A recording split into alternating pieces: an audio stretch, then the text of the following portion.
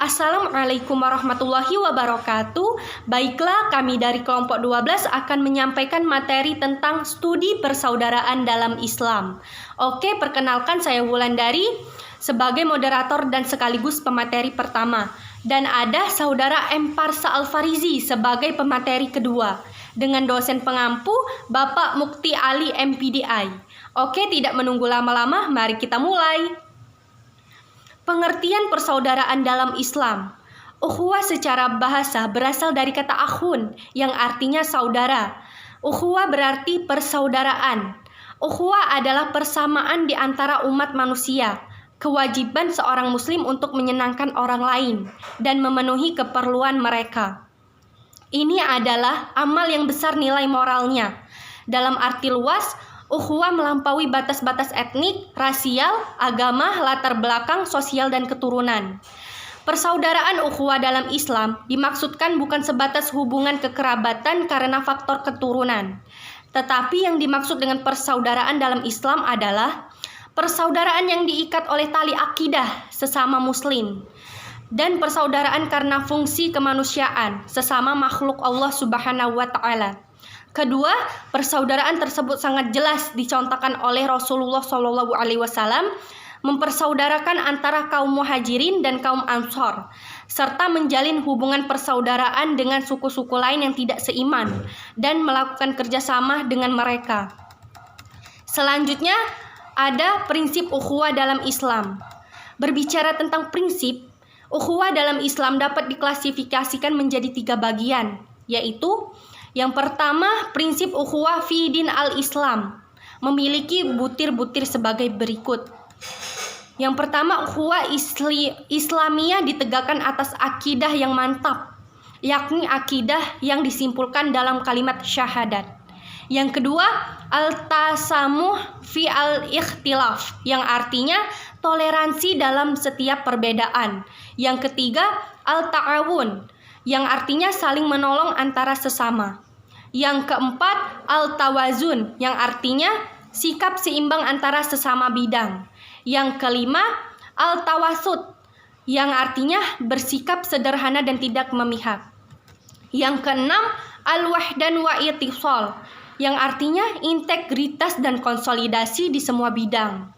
Yang ketujuh, memandang Islam sebagai agama yang rahmah lil alamin. Yang ketujuh, membentuk pemerintahan Islamiyah. Selanjutnya, prinsip ukhuwah diniyah, yang artinya toleransi antara umat beragama dalam hubungannya dengan ukhuwah diniyah terhadap beberapa konsep tentang usaha mencapai kerukunan hidup di antara mereka. Sebagaimana dinyatakan oleh Mufti Ali sebagai berikut. Yang pertama, dengan jalan menegakkan paham sinkritisme, yakni berbagai aliran yang hendak mencampur adukan agama menjadi satu dengan hakikatnya yang sama. Yang kedua, dengan jalan reconception, yakni menyelami dan meninjau kembali agama sendiri dalam berhadapan langsung dengan agama-agama lain. Yang ketiga, dengan jalan sintesis, yakni menciptakan suatu agama baru, elemen-elemennya diambil dari berbagai agama lain, dapat merasa ajaran agamanya telah terambil dalam agama sintesis atau campuran. Yang keempat, dengan jalan penggantinya, yakni mengakui bahwa agamanya sendirilah yang paling benar, sedangkan agama-agama lainnya itu salah. Yang kelima, dengan jalan agree disagreement, setuju dalam perbedaan, dalam arti kita mengakui bahwa agama kitalah yang paling baik dan benar, namun menyadari bahwa agama mempunyai perbedaan dan persamaan. Oke, itulah materi yang dapat saya sampaikan. Materi kedua akan disampaikan oleh saudara M. Parsa Al-Farizi. Kepadanya kami persilahkan. Baiklah, terima kasih kepada moderator. Baiklah, di sini saya akan melanjutkan materi. 3 prinsip ukhuwah alamiah. Memahami hukum alam dan menundukkan sebagaimana mestinya. Alam hanya milik Allah. Quran Surat Al-Maidah ayat 20. Manusia hanya diberi hak untuk menguasai sementara waktu. Quran Surat Al-Hadid ayat 7. Alam berevolusi menuju kesempurnaan. Quran Surat Al-A'la ayat 2. kausalitas sebab akibat dan selalu tunduk kepada hukum Allah. Quran Surat Hilal ayat 11. Alam merupakan sumber ilmu, pengetahuan dan karya Allah yang tidak tertulis. Quran Surat Al-Imran ayat 190-191. 2.3 Bentuk-bentuk ukhuwah. Menurut Quraisy Shihab, kalau kita mengartikan ukhuwah dalam arti persamaan sebagaimana arti asalnya dan penggunaan dalam beberapa ayat dan hadis, kemudian merujuk kepada Al-Quran dan Sunnah, maka paling tidak kita dapat menemukan ukhuwah tersebut tercermin dalam 4 hal berikut. 1. Ukhuwah al-budiyah, yaitu seluruh makhluk adalah saudara dalam arti memiliki kesamaan. Quran Surat Al-An'am ayat 3. Bentuk ukhuwah model ini mirip dengan ukhuwah alamiah, adalah adanya kesesuaian manusia dengan alam semesta, mengingat manusia merupakan bagian kecil dari alam makro. Walaupun alam makro sebagai intinya, konsekuensinya adalah keharusan manusia untuk melestarikan semua ciptaan Allah Subhanahu wa Ta'ala.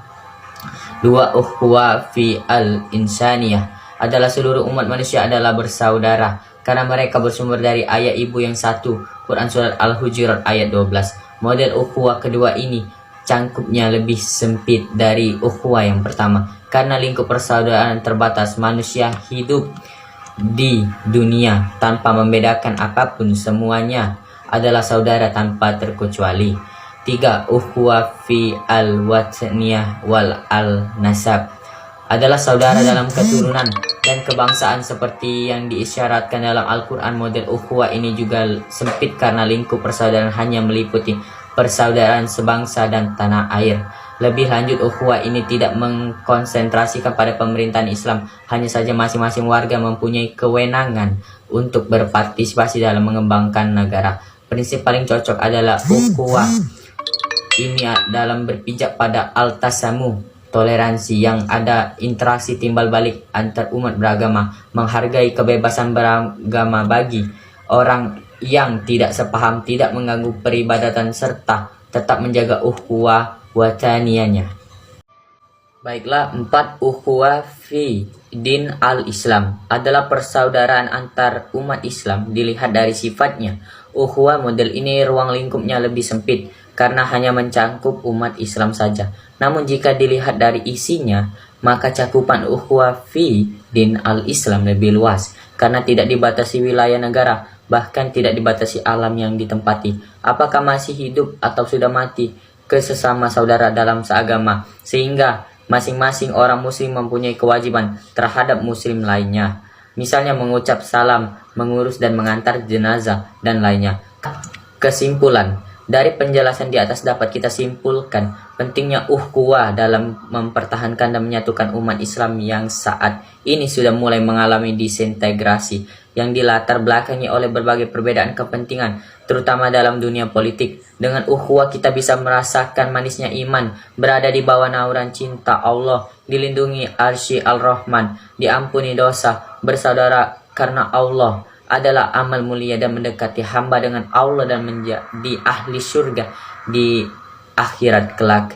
Rasulullah Shallallahu Alaihi Wasallam bersabda, yang artinya, barang siapa yang menjunjung orang sakit atau mengunjungi saudara karena Allah, maka malaikat berseru, berbahagialah kamu, berbahagialah dengan perjalananmu, dan kamu telah mendapatkan salah satu tempat di surga. Hadis riwayat Imam Al-Tirmizi. Baiklah, cukup sampai di sini tentang materi saya. Saya kembalikan ke moderator. Oke, itulah yang dapat kami sampaikan. Apabila ada kesalahan kata, kami mohon maaf. Kepada Allah kami mohon ampun. Kami akhiri. Wassalamualaikum warahmatullahi wabarakatuh.